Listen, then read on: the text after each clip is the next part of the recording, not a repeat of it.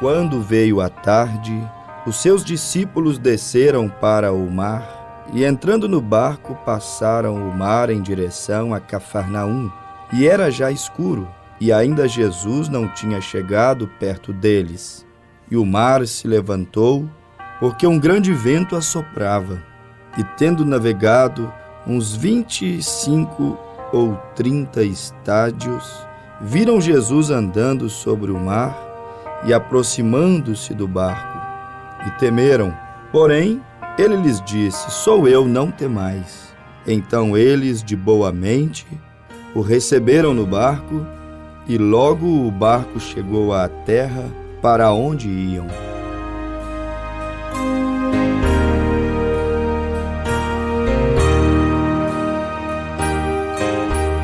Meu desejo em mais uma programação é que Cristo Jesus possa falar no profundo, no âmago das nossas almas, para que sejamos ajudados através da palavra dele, visto que ele disse que suas palavras são espírito e vida.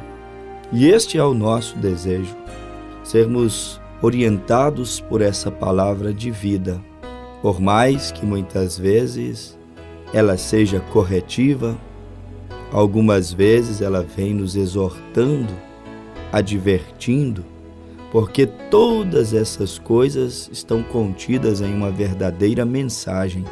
Ela exorta, ela corrige, ela adverte, ela traz tudo isto.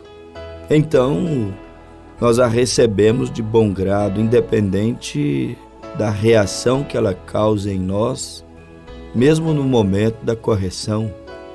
Até porque o ser humano mortal, nascido de mulher nesse mundo, ele é assim, independente de estar certo ou errado. O ser humano não gosta de ser corrigido. Mas a palavra, chamada de espada aguda, de 2 fios, que penetra, Hebreus 4:12, ela não olha se gostamos ou não. O profeta Isaías diz que ela cumpre o propósito pelo qual ela é enviada. E o amor de Deus, a palavra do Senhor, ela é assim, ela é corretiva. Então nós, de bom grado, a recebemos, ainda que muitas vezes não conseguimos compreender o propósito no momento, ainda que não consigamos ver com clareza o que é que Deus quer fazer através, muitas vezes de uma palavra, outras vezes através de acontecimentos que envolvem as nossas vidas. Porque existem situações, fases, acontecidos em nossas vidas, que é Deus que está fazendo alguma coisa e nós não podemos compreender tudo. Por isso há um grande risco em murmurar, em reclamar, porque nem sempre as coisas são descortinadas diante dos nossos olhos. Não é sempre que nós entendemos, compreendemos a fundo o que Deus está permitindo se desenrolar, o que é que Deus está permitindo acontecer. Então há muitas coisas que sucedem e não compreendemos, mas quando essas fases, momentos chegarem, nós temos unicamente que confiarmos na soberania de Deus. Ou seja, confiar na soberania de Deus é confiar naquele que não perde o controle da situação. Às vezes um pai perde o controle da situação, uma mãe, um esposo, o motorista às vezes pode perder o controle do carro e aquilo traz tanto problema. Quando perdemos o controle da situação, não quer dizer que está tudo perdido, mas traz tantos problemas, tantas dores, tantas consequências, tantos sustos. Motoristas que perdem o controle, mas causam tantos sustos, não quer dizer que está tudo perdido, mas é difícil esses momentos. E Deus não perde o controle, você pode perder. Eu muitas vezes, como homem, posso perder, é próprio do humano. Mas Deus não, Ele não perde. Por isso que quando tudo aparentemente estiver indo de mal a pior, creia, confie na soberania de Deus. Confie extremamente naquilo que diz a Bíblia, porque todas as coisas juntamente cooperam, contribuem para o bem daqueles que amam a Deus, mesmo quando não conseguimos compreender. Muitas vezes tudo parece estar indo bem, está indo tranquilo, como no texto lido aqui na Bíblia de São João, capítulo 6, versículo 16. Os discípulos estavam atravessando o mar e tudo indo tão tranquilo. Parece que tudo estava indo tão calmo, tão suave. Os discípulos não conseguiram prever, imaginar que poderia vir uma tempestade para jogá-los de um lado para o outro. Há momentos que algumas coisas nos pegam de surpresa, mas é bom estar debaixo do alcance da visão de Deus. Porque mesmo pegos de surpresa, quando os olhos do grande e poderoso Deus estão fitos sobre nós, quando há uma comunhão, uma intimidade, quando há um relacionamento da nossa parte para com Deus, então nós não precisamos de nos exasperarmos, ficarmos agitados, como aquele passarinho que vê a ameaça aproximando da gaiola, o passarinho que viu a serpente, a cobra aproximando, e se debate e grita, e às vezes ele morre antes da serpente, antes da cobra chegar ele já está morto, infartou, desesperou, porque não via escape. Quando confiamos em Deus, não somos como aquele pássaro encantoado na gaiola pela serpente, que não tem escapatória. Se o dono não chegar, ele irá morrer. Não, nós temos um dono que é Deus. E este Deus, ele sempre chega antes da serpente. Ele sempre chegará, meu caro, precioso ouvinte, antes daquela serpente entrar na gaiola e devorar aquele pássaro que é você, muitas vezes, preso em circunstâncias nesta vida. Por isso não precisa de ficar aí morrendo de angústia, de desespero, de tristeza, de depressão, porque alguma coisa não saiu do jeito que você esperava, que você acha que deveria sair. Não há necessidade, porque Deus, quando confiamos nele, servimos a ele, amamos a ele, uma coisa é certa, ele nunca falhará com aqueles que lhe temem. Perto está o Senhor, diz a Bíblia, daqueles que o temem. E os discípulos viveram esses momentos. Estavam ali tudo tranquilo, fase boa, porque há fases que são tão boas, tudo dando certo. São João 6 vieram daquela montanha onde pão e peixe foi multiplicado. Que maravilha! As bênçãos, as iguarias, o pão multiplicado. Agora estamos bem com o Senhor. Pelo menos pão e peixe sabemos que não nos faltará mais. E se ele alimentou 5.000 pessoas, quanto mais a nós 12, seus apóstolos que andam, que viajam com ele. Não sabiam eles o que estava preparado bem ali na frente.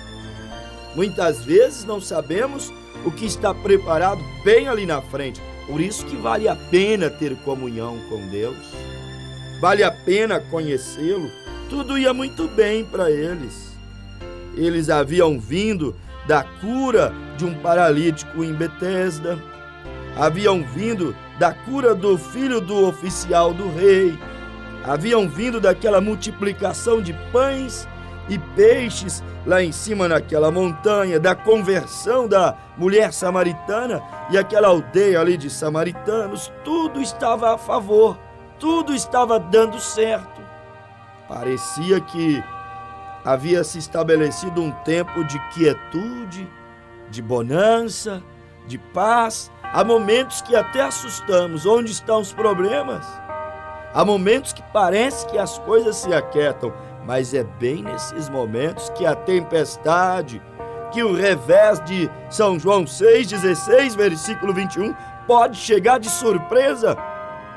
às vezes dias ensolarados, de nuvens claras, de céu claro, dias que não indicam uma tempestade, uma chuva, trovoadas, relâmpagos, às vezes dias bonitos, como aqueles dias que os discípulos estavam vivendo ao lado do Mestre, multiplicando pão e peixe, água transformada em vinho, curas e milagres, e o povo aplaudindo e gritando: Hosana, Hosana, e o povo ovacionando a Jesus, dizendo: Deus visitou o seu povo, Deus se lembrou de nós, um grande profeta se levantou em nosso meio. E o povo aplaudia e ovacionavam, e os discípulos meio que extasiados, com os olhos brilhando, com o coração palpitando de alegria, dizendo: encontramos o Messias, nosso escape, nossa esperança, acabou o nosso sofrimento, nosso jugo acabou, olha o Messias. É questão de dias, ele tomará o reino de Israel, os reinos deste mundo. Era dia ensolarado, céu claro, tudo aparentemente indo tão bem. Mal sabia eles que pouco adiante teriam que passar por aquele momento humilhante do Mestre sendo escarrado, sua barba puxada, seu corpo açoitado, e o Messias drasticamente tirado, subitamente tirado dentre eles, pregado nu em uma cruz, morte humilhante. Mal sabiam eles que o sol ia se esconder, as nuvens escuras iriam chegar e um tempo de provas iria bater na porta daquela família, na porta daquela igreja, aqueles discípulos. Não sabendo eles que o mal, uma nuvem escura, iria bater na porta daquele casamento. Aplique aí. Muitas vezes dias ensolarados, bonitos, podem ser prelúdios de grandes lutas e tribulações. Eles não sabiam que estava prestes a acontecer uma tempestade. São João capítulo 6. Tudo muitas vezes está tranquilo. São João 6:16, e vão remando com aqueles reminhos felizes, olhando um para o outro no barco e dando testemunho, como Jesus é maravilhoso, curou o filho do oficial do rei, curou o paralítico em Betesda. Oh, como Jesus é maravilhoso, alimentou os pobres, multiplicou pães e peixes, curou os famintos, salvou os necessitados, livrou-os de suas chagas. Oh, que Jesus maravilhoso! Lá iam eles remando e falando daquela fase, daquela boa maré, daquele dia ensolarado, dia de quietude, de alegria, de serenidade.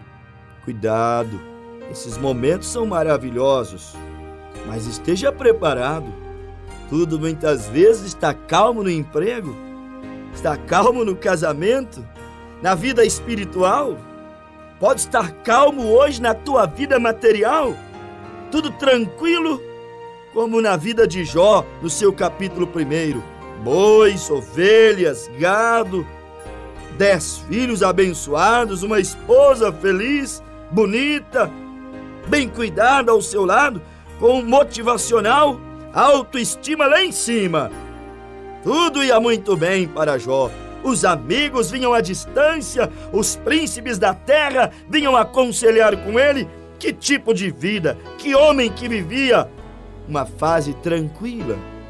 Porém, de repente, parece que veio um furacão e tirou tudo de ordem. Dias maravilhosos podem estar precedendo, podem estar sendo um prelúdio de um furacão muitas vezes. Não foi à toa que o Senhor Jesus disse: quando estiverem dizendo paz e paz, haverá repentina destruição. Este mundo antes do fim, este mundo antes do fogo, este mundo antes da grande tribulação, ele viverá um tempo chamado de paz. Quando os homens disserem paz, paz, haverá repentina destruição. Uma melhora antes daquela ruína, uma melhora do enfermo antes da sepultura, uma melhora do mundo social, material, humano, antes de entrar em julgamento. Um dia tranquilo, águas tranquilas para aqueles discípulos, antes daquela tempestade se levantar. Um dia tranquilo ali, entraram na água, diz a Bíblia em Atos capítulo 26 e 27, tranquilamente Paulo e 276 prisioneiros foram tranquilos. A Bíblia diz que o vento era tranquilo, as águas eram tranquilas, mas de repente o tempo virou. Por isso não se vanglorie quando as águas estiverem tranquilas, porque o tempo pode virar. E aquilo que era água tranquilas, a Bíblia diz que virou tempestade de magnitude máxima. Dias tranquilos podem estar precedendo os piores e mais turbulentos dias de uma pessoa. Por isso, todo tempo que orar é pouco. Por isso, quanto mais vigiar é pouco. Por isso, quanto mais se ancorar em Deus, se edificar em Deus, em sua palavra, ainda é pouco. De repente passou aquele furacão na vida de Jó. Tudo saiu de ordem. Boi, ovelha, filho, casa, emprego, saúde, mulher, amigos. E aí ficamos sem entender o que está acontecendo. Deus me abandonou? Não. Deus virou as costas para a minha casa? Não. Você tem que ir com cuidado para compreender o que Ele quer falar, o que Ele quer fazer na sua vida, aonde Ele quer te levar. Ele usa a palavra dele, mas Ele também usa fatos, acontecimentos diários. E Paulo disse, todas as coisas irão contribuir para o bem daqueles que amam a Deus, para Deus os levá-los aonde precisa levá-los. É bem assim que acontece. E aí ficamos sem entender, choramos, nos angustiamos, ficamos ali desesperados.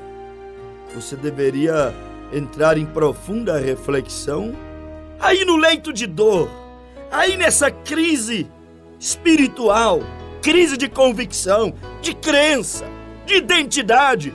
Você deveria se indagar em tua alma, o que Deus está querendo com isto? Se você for lá em Romanos 8, verso 28 ao 30, as Escrituras nos mostram que Deus, Ele quer nos levar a ter a imagem do seu Filho. Olha para vocês verem, a imagem do seu Filho. Há sempre algo por detrás. Há um propósito soberano. O maior propósito de Deus na vida de um homem, de uma mulher, é levá-los a ter o caráter dele, ou seja, a ser a imagem de Deus aqui na terra. Esse foi o propósito original. Façamos, pois, o homem a nossa imagem e semelhança. Deus quer um homem à sua imagem. Este homem corrupto não é a imagem de Deus. Adúltero, devasso, soberbo, orgulhoso, não é a imagem de Deus. Este homem perverso, dado aos deleites dessa carne, dessa vida, este homem que vive uma vida animal em sua carne, não tem um pouco de racional, de espiritual. Este homem não está vivendo como a imagem e semelhança pura, divina de Deus. Deus, para nos levar a ser tal como Ele, essa comunhão perfeita, essa unidade, este brilho, este esplendor, essa natureza divina de Deus, clamando dentro de nós. Para Ele nos levar a isso, às vezes, Ele faz dias tranquilos se tornarem tempestuosos. Ele usará situações e mais situações para nos martelar, para nos moldar. Ele faz isto, é como aquele método rústico, ultrapassado e antigo que os garimpeiros usavam para poder provar o ouro. Pegavam aquela pedra bruta, cheia de escória, sem nenhum brilho lá dentro do garimpo, e depois pegavam aquela pedra, colocavam sobre uma chapa, um aço, um ferro, e iam marretando aquele ouro. E batiam, e cada marretada as escórias iam caindo. O velho homem ia caindo, cada marretada a velha natureza ia saindo. O Evangelho faz isto, este é o Evangelho verdadeiro. Ele marreta sobre as nossas vidas, para que o resíduo vá caindo, para que o velho homem vá morrendo. E Paulo disse, todo dia eu morro com Cristo. O Espírito Santo faz isto. Ele pega e vai batendo, e vai batendo, e vai batendo. Sabe quando é que o ouro estava aprovado para ser levado a ser avaliado e vendido e negociado, processado? Quando o rosto daquele que estava batendo naquele ouro era refletido naquela pedra. O rosto tinha que aparecer naquela pedra como num espelho. É isso que Deus quer fazer conosco. Quer nos levar a ser aquele ouro bem refinado, aonde o rosto de Deus, o rosto de Cristo, possa ser visto no nosso. Somos aquele ouro tirado do garimpo. O Evangelho vai nos lapidando, nos polindo, nos batendo, até que o rosto de Cristo, a natureza de Cristo, coração de Cristo, os desejos de Cristo, a vontade de Cristo, a palavra de Cristo possa refletir em nós, por onde passarmos. Escola, trabalho, comunidade, igreja, situações controversas. Por onde passarmos, Cristo quer refletir através da nossa vida, do nosso caráter. E aí entendemos que Deus muitas vezes nos deixa passarmos por estes vales e situações que não entendemos. E tem muitas coisas, meus amados, prezados ouvintes, que não adianta querer entender. É melhor confiar em Deus, porque senão ficarás louco. Confia em Deus, porque Ele conhece o fim desde o princípio e não perde o domínio de nada. Entrega a tua vida, teus negócios, tua ansiedade, teu coração a Deus e deixa Ele cuidar de tudo. Não busque tanta explicação. Cientistas loucos, neuróticos, que morrem bem antes do tempo, por tanto buscar explicações e mais explicações, que muitas vezes nunca chegarão a elas. Às vezes temos aquela falsa sensação de que, se entendermos todo o trâmite do que está sucedendo, teremos um controle melhor da situação. Isso é ilusão. Nem sempre compreender tudo quer dizer ter a solução. Tem toda a letra, tem toda a retórica, tem todo o brilhantismo da coisa. Quem te diz que conhecer toda a teoria significa resolver o problema? Às vezes um homem pode conhecer tudo sobre as leis de trânsito, mas não adianta se ele não sabe dirigir, se ele não tem experiência. Que adianta ter toda a teoria medicinal e não ter a prática? E nunca ter feito uma cirurgia e nunca ter, por ofício, executado aquele chamado, aquela profissão tão nobre? É isto. Nem sempre a teoria de tudo resolve. E nós queremos explicação de tudo, queremos conhecer toda a teoria, falsa sensação de que se entendermos tudo, resolveremos o problema. Muitas coisas Deus permite sair do nosso controle, mas nunca do controle dele. Não tente querer entender os porquês de tudo que sucede. Não queira entender tintim por tintim, detalhe por detalhe, porque se quisermos entender detalhe por detalhe, vamos nos embaraçar na linha. O que Deus faz nem sempre é preciso entender. Bem sei que tudo podes, e nenhum dos teus pensamentos podem ser impedidos. Quem é aquele, dizes tu, que sem conhecimento encobre o conselho? Por isso falei do que não entendia, coisas que para mim eram maravilhosíssimas e que eu não compreendia. Se entendemos tudo, já não é mais fé, não é preciso ter fé, é razão, é intelecto, é equações, é ciência. E a nobreza da fé se perderá, se desvanecerá. Fé é você chamar à existência o que não pode ser explicado, o que não pode ser apalpado. A fé traz do invisível para o visível, daquilo que não é apalpável para o palpável. A fé nos faz chamar a existência o que não é, como Abraão chamou Isaque. 25 anos com fé, crendo no invisível, no impossível, que ninguém podia crer. Isto é fé. Agora, se entendemos tudo, já não é mais fé.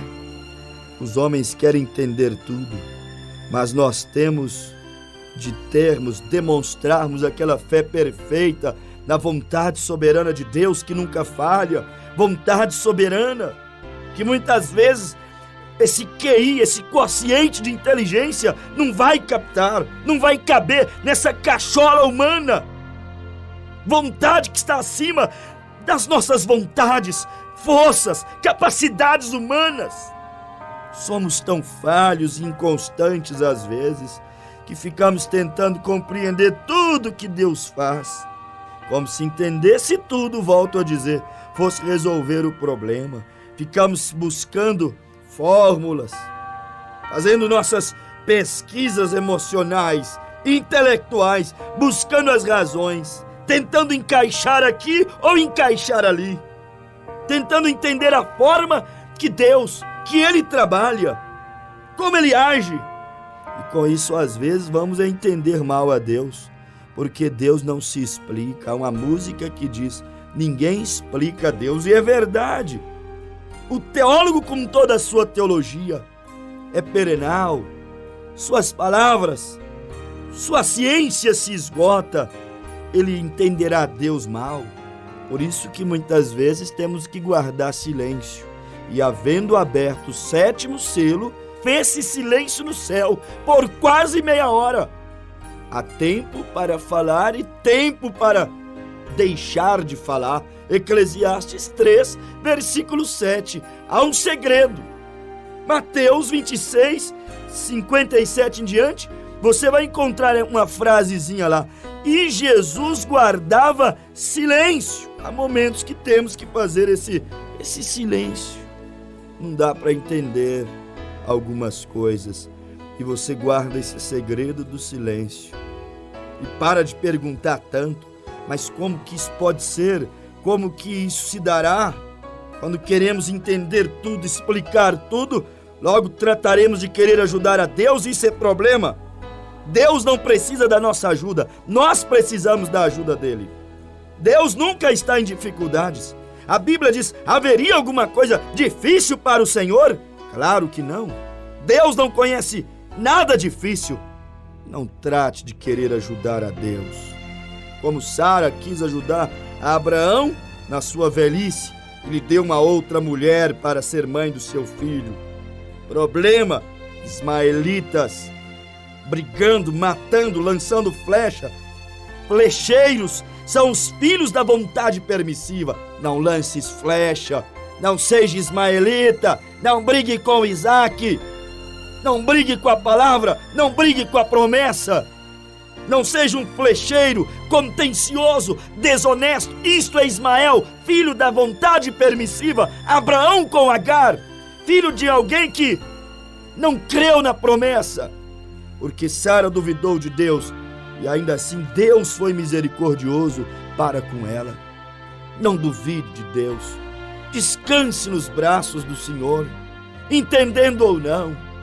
Descanse em Deus. Se os dias são bons, ore, ore e ore. Não te distraias, ancore-te em Deus. Dias bons, ensolarados, dias maravilhosos, podem ser prelúdios de terríveis tempestades. Mas mantenha-te em conexão com Jesus. O vento soprou, a tempestade levantou, mas o Mestre estava olhando os seus discípulos e veio-lhes ao encontro, entrou no barco e houve bonança, e a paz se estabeleceu, e terminaram seu curso, e terminaram de romper, de atravessar, e concluíram a sua viagem. Creia em Deus, descanse em sua palavra. Não saia do radar de Deus, debaixo da palavra, do sangue de Jesus Cristo, porque se os dias maus vierem, contigo ele também passará os dias maus. Há pessoas que passam conosco dias bons, mas dias maus não querem desfrutar. Mas Cristo, dias bons e dias maus, Ele está sempre conosco. Abra teu coração e deixe-o se manifestar, e deixe o rosto dele refletir através do seu rosto.